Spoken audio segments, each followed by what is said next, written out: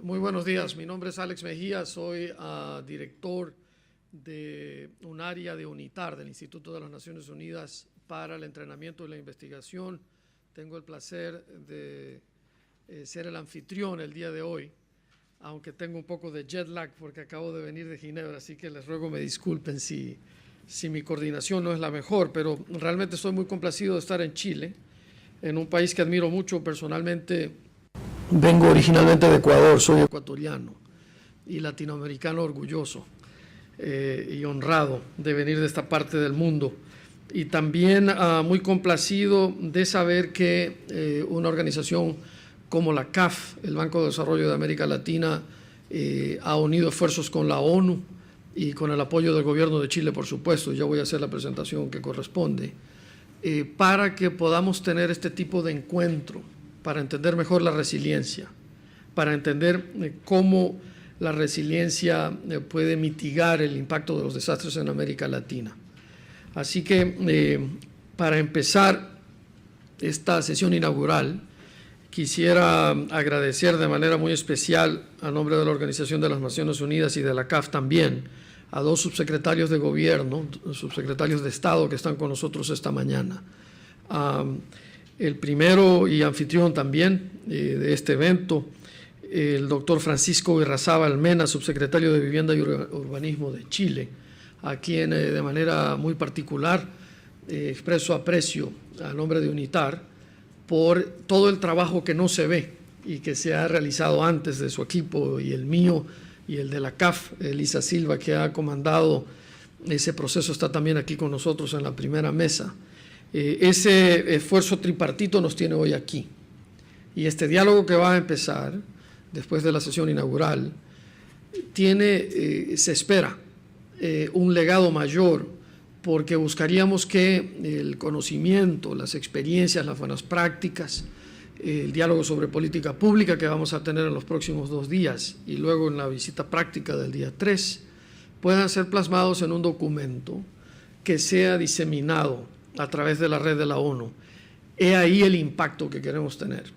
Esto es importante, muy importante, pero tan importante, creo yo, como lo que viene después. Y estamos comprometidos a hacer de eso una realidad y a usar el sistema de Naciones Unidas para que las experiencias que aquí se vayan a discutir hoy sean diseminadas. Bueno, buenos días. Bienvenido a todos, a Santiago, a Chile, o al planeta Tierra, los que estaban algunos más lejos. Quería partir por extender un saludo para el ministro de Vivienda, Rodrigo Pérez, que no pudo venir hoy día en la mañana, pero ya estará con ustedes. Yo en particular tengo una sesión más larga de trabajo mañana, así que ahí espero verlo de nuevo. Y quería dar algunas palabras iniciales con ánimo de compartir lo que ha sido nuestra experiencia, en particular a raíz de nuestro terremoto, ¿cierto?, pasado. Primero decir que hace no mucho tiempo atrás, con un amigo aquí presente, me tocó ir al seminario de UN Habitat en Kenia. Y una de las preguntas que uno se hace es por qué las Naciones Unidas pone en Kenia la base de Habitat. Y la respuesta evidente es que ahí la tasa de urbanización es de un 30%, en un continente de unos, recuerdo, 500 o 600 millones de habitantes, con perspectivas de crecer a más de 1000, y se espera que con el crecimiento también se urbanice, ¿no? Luego que se generen cerca de 500 millones de hogares urbanos nuevos. Y lo digo esto porque probablemente la urbanización va de la mano o adelante o atrás del crecimiento. Hay personas que plantean que es porque uno se urbaniza, se desarrolla, o que la urbanización es producto del desarrollo. Pero más allá de esa discusión, el mundo hoy día tiene un 52% de tasa de urbanización, es decir, de gente que vive en ciudades. Los países desarrollados, la OSD, están sobre un 70%, y América Latina en particular, que es lo que nos convoca hoy día, es tremendamente alta, es un 75%. Chile probablemente está fuera del margen porque estamos llegando a un 90%, aunque no sabemos bien cuánto es porque el censo pasado tuvo sus dificultades, pero entre un 87 y 90% debería ser nuestra cifra. Por tanto, preocuparse de la resiliencia de un país frente a las catástrofes tiene en buena parte, para mi gusto, que ver con preocuparse de la resiliencia de las ciudades, que es desde luego donde habita la mayor cantidad de personas o donde esperamos que vayan a habitar a la mayor cantidad de personas en el futuro. Dicho eso, Chile ha sido un país particularmente exitoso en catástrofe. Si tuviéramos una competencia mundial de terremotos, ganaríamos, porque tenemos el récord de Valdivia de un 9,9, si no me equivoco. También tuvimos el 5º lugar por el 27 de febrero, que luego pasamos al 6º, después de que Japón tuvo en marzo del 2011 su segundo terremoto. Y es por eso que en este país en particular, y todos los países latinoamericanos que tienen otros riesgos de catástrofe, incluso guerrillas y cosas de ese tipo, una preocupación fundamental. Nuestras experiencias de 27 de febrero fueron, yo diría, bastante dramáticas. Fue un terremoto, como decía, tremendamente fuerte, 8,8, destruyó 220.000 viviendas.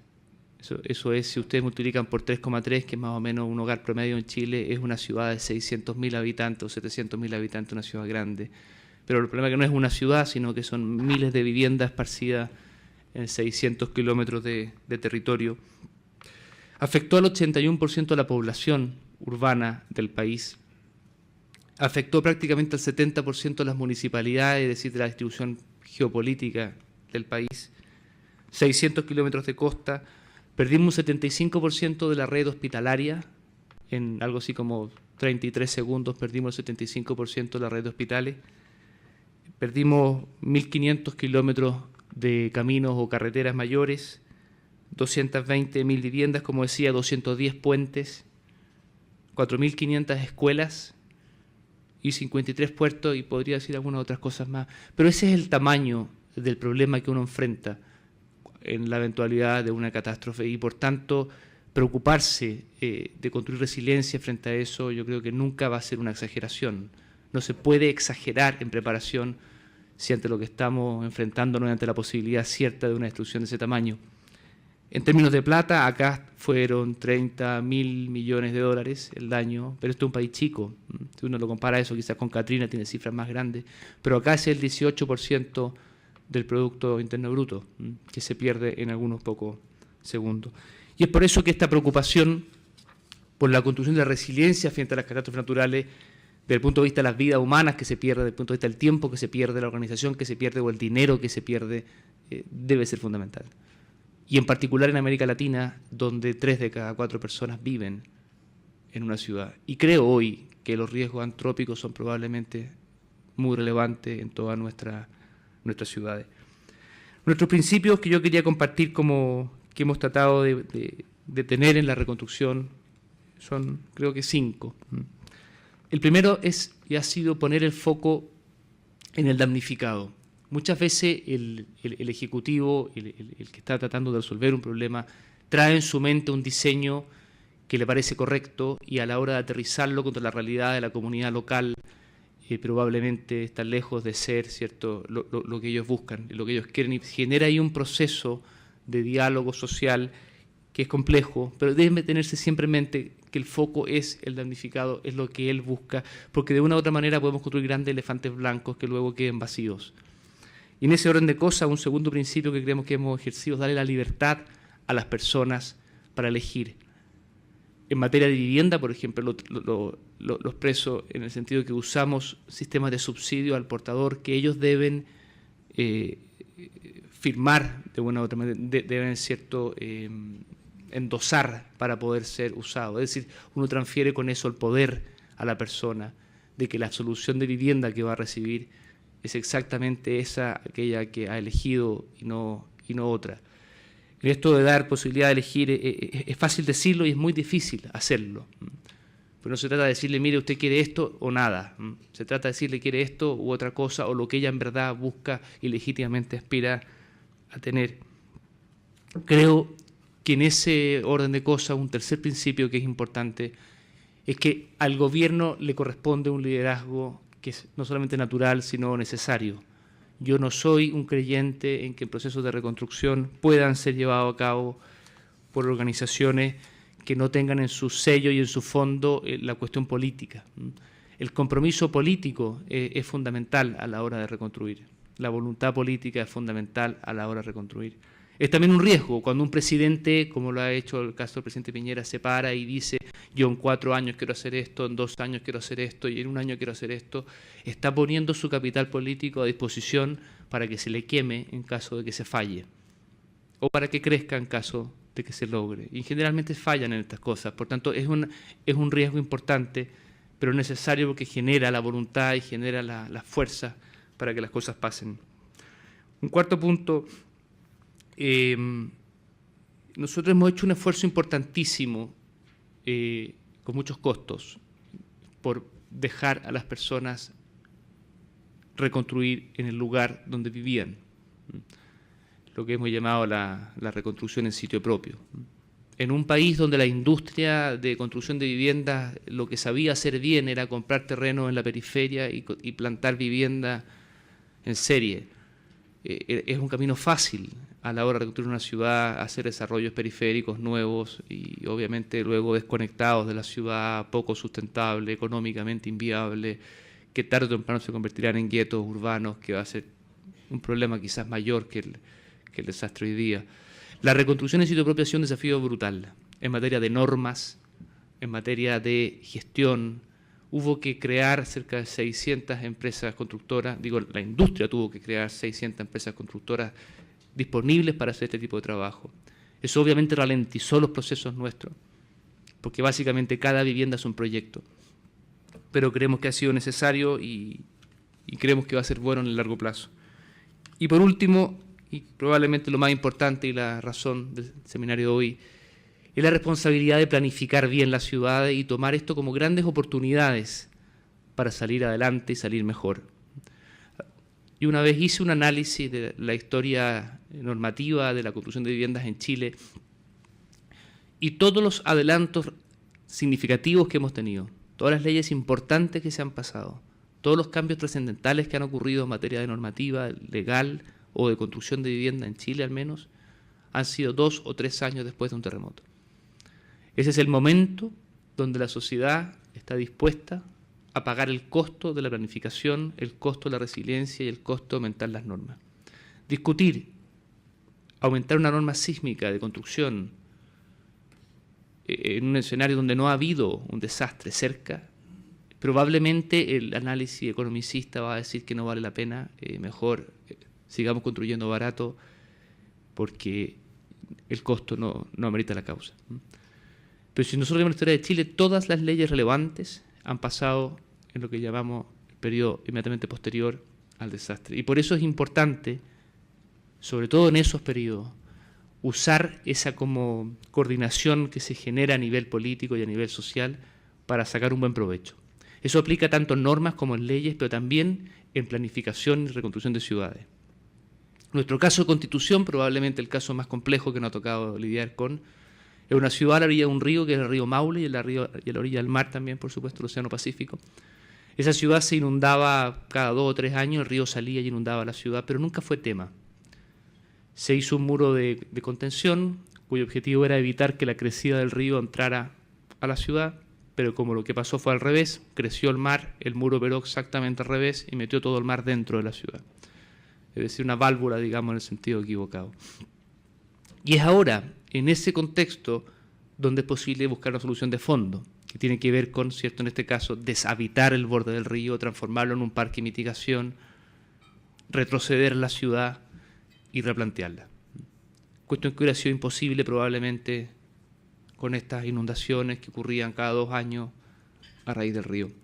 Por tanto, también hay aquí una gran oportunidad y que puede generar grandes ahorros, como decía, en nuestro caso fueron 30.000 millones de dólares en pérdidas públicas y privadas, y por supuesto también salvar muchísimas vidas. Yo creo que si en Chile murieron solo 524 personas ante una catástrofe de este tamaño, es porque ya habían ocurrido otras catástrofes antes, donde había muerto mucha gente y se había caído lo que tenía que caerse y se había reconstruido con una norma mejor y de cierta manera se había podido educar a la población. De hecho, una cuestión muy sintomática de eso es que más de la mitad de las personas que murieron en el 27 de febrero eran turistas. Es decir, la población local de una u otra manera sabía qué hacer. Fueron los turistas en su gran mayoría los que murieron. Que estaban, obviamente, imagínense ustedes, febrero, acá es verano, último día, de hecho, último día de las vacaciones, un día sábado, muchísima gente en la playa, y quienes más mueren son, proporcionalmente, ¿no?, turistas. Eso yo creo que es sintomático de un país que estaba relativamente bien preparado, pero bueno, desafíos quedan y de eso se trata el seminario. Agradezco la invitación y nos vemos mañana, entiendo, para continuar. Ahí tengo más láminas y cosas que me gustaría compartirlas con más tiempo. Muchas gracias. Muchas gracias, señor subsecretario. Solo puedo darle un comentario pequeño hablando a nombre de UNITAR, y es que se da uno cuenta de por qué hicimos lo correcto viniendo a Chile para tener este diálogo. La capacidad institucional de su gobierno es considerada por nosotros una práctica que debe de ser diseminada y de la cual debemos de aprender. Ya tendremos oportunidad de escuchar a mi colega Ricardo Mena, quien es el experto en este tema de la ONU. Aprecio que ha venido desde Panamá. Ricardo es el director de la Oficina Regional para las Américas de la Agencia de la ONU para la Reducción de Desastres. Y como simple neófito en este tema y como simple ciudadano del mundo que soy, le puedo decir que las 5 cosas que ha mencionado usted realmente hacen una diferencia gigantesca. He venido leyendo sobre este tema ya algunos meses desde que Lisa tuvo la iniciativa. Enfocarse en la comunidad, darle la libertad a las personas para elegir dónde y cuál es la solución de vivienda que quiere tener. 3, el gobierno es el que tiene el liderazgo, el compromiso, el que invierte el capital político al servicio del pueblo. 4, se debe reconstruir in situ, en el lugar del siniestro, un gran debate detrás de eso. Y finalmente la responsabilidad de planear bien, de entender el costo de la resiliencia. Qué buenas experiencias, definitivamente lo esperamos mañana para que continúe hablándonos de eso. Continuando con, a su vez, la sesión inaugural, me da muchísimo gusto y placer darle la bienvenida a la arquitecta Graciela Oporto. La arquitecta Oporto es la subsecretaria de Planificación Territorial y de la Inversión Pública del Ministerio de Planificación Federal del Gobierno de la República Argentina. Señora subsecretaria, bienvenida. Bueno, gracias, porque en realidad mi idea era acompañarlos en la apertura, no de ninguna manera tomar el micrófono, así que voy a tratar de ser breve porque no quiero aburrirlos y estamos ansiosos de escuchar a Ricardo Mena, que de esto sabe más que yo.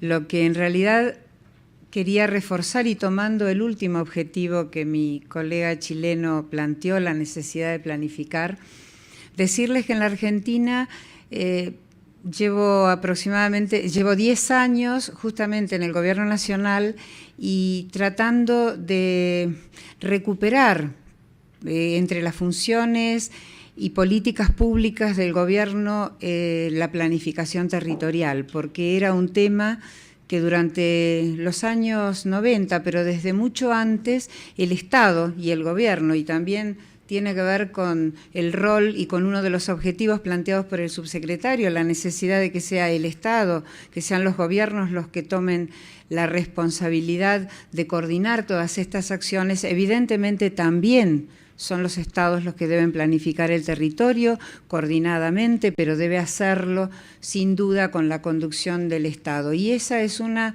de las tareas que nos venimos dando desde hace 10 años, concientizar de esa necesidad de planificar. A lo que le hemos incorporado también hace mucho tiempo, quizás 8, 9, tengo 2 colaboradoras que se van a quedar con ustedes mañana en la sesión 10 y van a conversar sobre el tema seguramente. Hemos tratado de incorporar en todo ese proceso de planificación una visión del tema de la prevención del riesgo, de planificar el territorio, pero teniendo en cuenta el riesgo de desastres, y a lo que le hemos incorporado el tema del cambio climático. También es una tarea compleja porque implica un cambio cultural importante, el hacer entender, por un lado, la necesidad de planificar las ciudades, planificar el territorio para evitar que los desastres impacten tan negativamente y para tener mejores condiciones justamente para enfrentarlos. Y es mucho más difícil en los ámbitos o en las ciudades donde esos desastres no suelen ocurrir, que es también un poco lo que hablaba el subsecretario, que el momento indicado para pensar en normas o pensar en cambio de leyes, de legislaciones, de estructuras, es cuando ha ocurrido un desastre o cuando ha ocurrido alguna situación que pone todas las luces de alarma.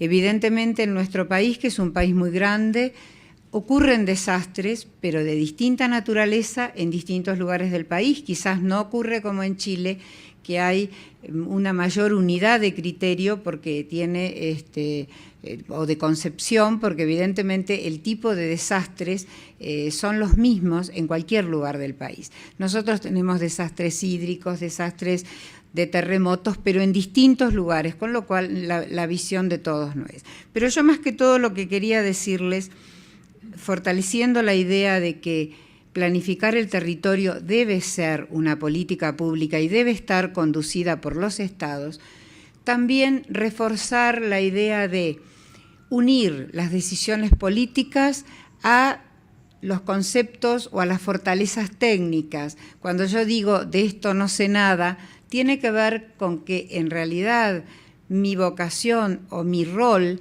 es tratar de unir esa visión de la que sabe mucho un técnico, de la que se ha preparado mucho un técnico y luego le cuesta mucho que esa visión la pueda incorporar un político en una política pública.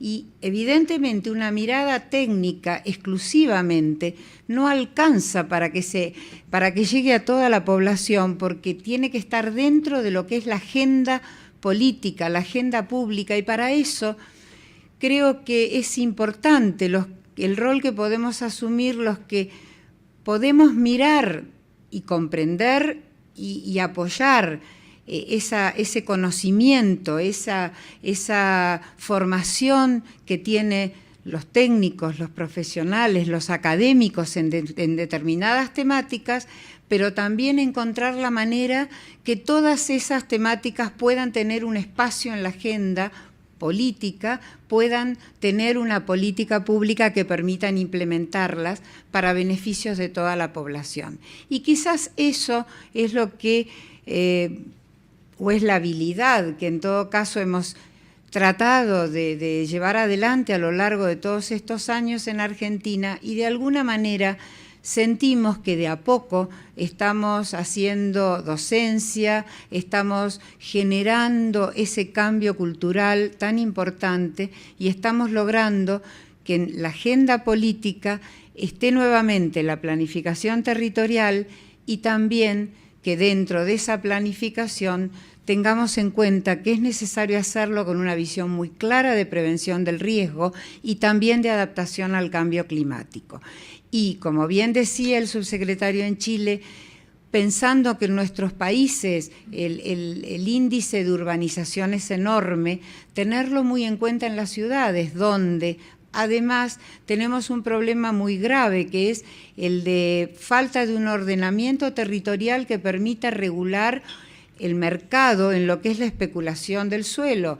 Cuando ocurre todo eso por intereses, también ocurre que la tierra se convierte en inaccesible, o la tierra accesible es la tierra que está habitualmente muy expuesta a desastres naturales, o porque son tierras inundables, o porque son tierras que no están en condiciones de ser habitadas. Entonces, realmente todos estos temas tienen una relación muy fuerte, y el rol de los que estamos en estas funciones es tratar de hacer un trabajo muy coordinado, trabajar en gestiones integrales, trabajar conjuntamente con normativas, pero fundamentalmente con una relación muy fuerte entre lo que son las políticas públicas y todas estas temáticas que por supuesto afectan la vida de todos y de cada uno de nuestros habitantes. No los quiero demorar más y vamos a escuchar juntos a Ricardo Mena, que es para lo cual estamos, y agradecerles que me hayan dado la posibilidad de reforzar la importancia que desde el punto de vista nuestro y sin duda compartido con la mirada del subsecretario, tiene el rol de los estados, el rol de los gobiernos, el rol de las políticas públicas y la necesidad justamente de que estas políticas contengan estas temáticas tan interesantes que van a ver en estos días. Muchas gracias. Muchas gracias, señora subsecretaria. Aprecio muchísimo sus palabras y en cortos comentarios, porque de esto aprendemos nosotros también en UNITAR. ¿Qué podría ser más importante que crear esos espacios de los que usted habla? Vemos lamentablemente demasiados casos en los que ese diálogo no se da, esa dinámica no se crea, esos espacios no se facilitan y hay un divorcio entre lo que la política pública, sobre todo buscando convertirse en política de Estado que tenga sostenibilidad en el tiempo, logra versus lo que la realidad del mercado inmobiliario, por ejemplo, en el que usted puso, le ofrece al ciudadano. Áreas vulnerables en donde jamás se debe de construir, llenas de casas.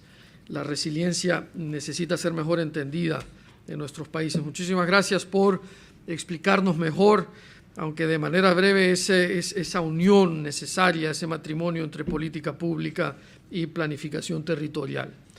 Vamos a continuar con la sesión inaugural, pero antes de llegar a Ricardo, que es realmente, creo, la exposición de fondo, la presentación que más nos va a abrir, a dar luces sobre lo que vamos a hablar estos 2 días, quisiera invitar al podio a mi colega, representando a la CAF, en este caso específicamente al doctor José Carrera, vicepresidente de la CAF, que por un tema logístico, y estoy seguro de que Elisa lo va a explicar, no puede estar con nosotros hoy. Pero antes de que Elisa venga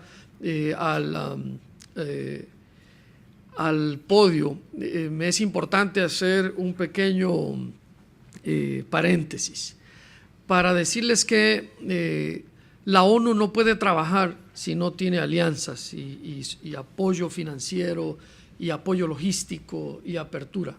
La ONU es simplemente una organización intergubernamental importante, creo yo, que busca traer a la mesa estos actores que hacen las cosas posibles. Y entre esos actores, las instituciones financieras cobran un rol único y especial.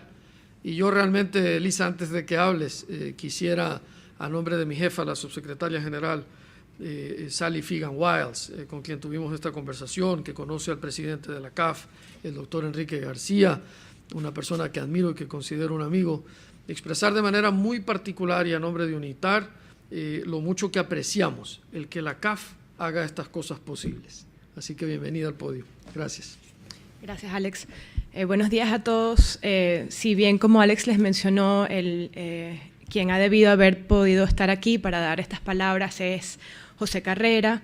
Se disculpa por problemas de vuelos, no llegó a tiempo para estar con nosotros esta mañana. Y yo haré lo mejor que puedo, presentar un mensaje por parte suyo a todos y expresar también un gran agradecimiento y un gusto que ha sido formar este evento junto con Estrella Merlos de UNITAR y Andrea González del Ministerio de Vivienda y Urbanismo de Chile. Ha sido una linda experiencia también desde ese punto de vista. Entonces, bueno, nada, mi nombre es Elisa Silva y formo parte de la Vicepresidencia de Desarrollo Social de CAF. CAF, junto con UNITAR y el Ministerio de Vivienda y Urbanismo en Chile, ha propiciado este encuentro para intercambiar experiencias y mejores prácticas en procesos de adaptación urbana, como venimos mencionando, y de fortalecimiento de la resiliencia en ciudades de nuestra región. Este espacio y tiempo, el que estamos propiciando ahora, nos permitirá compartir entre gobiernos locales, organizaciones multilaterales, ONGs, profesionales y académicos, los retos, las experiencias y las respuestas que han emprendido diversas ciudades de la región, y en particular el caso chileno.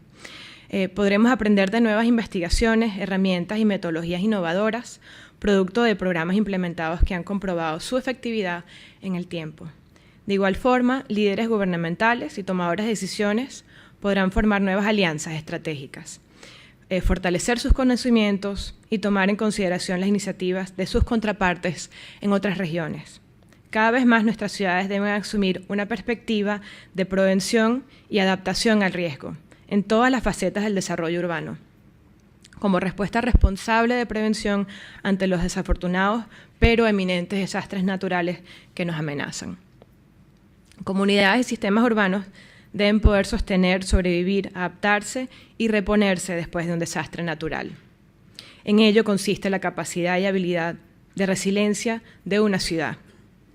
Agua, alimentación, energía, infraestructura, el flujo de bienes y servicios, salud y seguridad pueden ser afectados por eventos extremos como terremotos y tsunamis que representan serios retos para una ciudad. Ante impactos cada vez más frecuentes del cambio climático, inundaciones y huracanes que alcanzan cada vez mayores intensidades, las ciudades deben estar preparadas y listas para adaptarse. Las ciudades deben asumir una perspectiva a largo plazo de la sustentabilidad y fortalecer su resiliencia. Los lineamientos de una planificación sustentable y los fundamentos para la reducción de riesgos deben permear los planes y las políticas públicas, como venimos diciendo, de todos los aspectos del desarrollo urbano. En CAF estamos comprometidos con las ciudades de la región para dar nuestro apoyo y ver que las ciudades puedan proceder con más firmeza en esta importante dirección. CAF ha acumulado una importante experiencia en temas de apoyo a la reconstrucción de ciudades y la planificación de ciudades resilientes, haciendo énfasis en una gestión integral de riesgos y desastres en los procesos de desarrollo, en prácticas de planificación y en el fortalecimiento institucional de las oficinas encargadas. Pero además del papel que se puede ejercer desde una institución financiera como CAF, es importante subrayar la importancia de las comunidades en la construcción de naciones resilientes, así como la inclusión del sector privado en la construcción de sociedades resilientes y la importancia de nuestros gobiernos locales y nacionales en la aseguración de una gestión sustentable. Así que con estas palabras damos inicio a lo que confío será una valiosa experiencia de concientización y aprendizaje para todos. Nos sentimos muy complacidos y agradecidos de compartir esta iniciativa con contrapartes como UNITAR y el Ministerio de Vivienda y Urbanismo en Chile, y esperamos seguir extendiendo y fortaleciendo esta red en función de objetivos compartidos, como es la importancia de construir ciudades cada vez más resilientes. Así que bienvenidos a todos. Gracias. Muchas gracias, Elisa. Quisiera, con la venia de los presentes, introducir una pequeña variación en la agenda y sugerir que la foto de grupo que quisiéramos tener se dé inmediatamente después de la presentación de nuestro colega Ricardo Mena, y luego de la foto pasaríamos al café, al coffee break. También quisiera explicar que el señor Tom Olson, el coordinador del Sistema de Naciones Unidas en Chile, se unirá a nosotros más tarde por un cambio de última hora en su agenda, y será un placer darle la bienvenida en cuanto llegue en horas de la tarde. Así que sin más, quisiera explicar que esta unidad, hermandad, alianza nata que tiene que existir entre agencias de la ONU, en el caso de UNISDR, como le llamamos en inglés, nuestra agencia de prevención de desastres. Tuve yo el honor y el placer de ser testigo como dos mujeres, y digo esto en el correcto sentido de la palabra, porque todos hablamos de igualdad de género, todos hablamos de lo que ha pasado en las últimas décadas, de manera tardía, porque debió de ser siempre así, y lo que sucede cuando uno tiene líderes de género femenino. Nuestras dos jefas, las dos subsecretarias generales de ONU, tuvieron una conversación en Ginebra hace unos 3 meses, 2 meses y medio o un poco más. Y tuve yo el honor y el placer de escuchar cómo estas dos mujeres ilustres, la palabra en inglés es dissect, y les pido disculpas porque mi español se está perdiendo, y separaron en pequeños pedazos qué es lo que nuestras dos agencias tenían que hacer.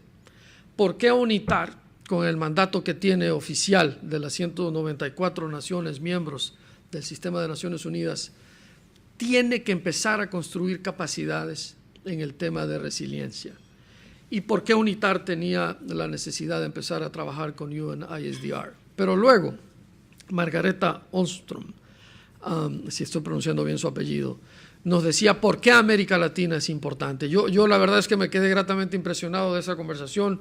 Se suponía que yo era el que iba a hacer la presentación de cómo íbamos a trabajar y me limité a escuchar, porque tengo un mandato y una agencia, y estoy seguro de que Ricardo también, de empezar hoy aquí, pero no terminar hoy aquí, de hacer las cosas como deben de ser para que capacity building, la construcción de capacidades, que es aquello en lo que UNITAR tal vez puede ayudar a UNISDR, tome la preponderancia, la importancia que debe de tener.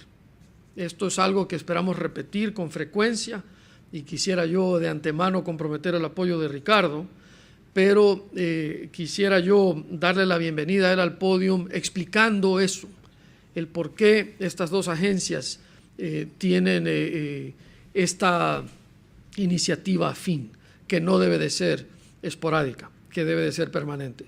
Así que ahora, para escuchar a nuestro experto, le doy la bienvenida a Ricardo Mena. Ricardo, un placer tenerte aquí.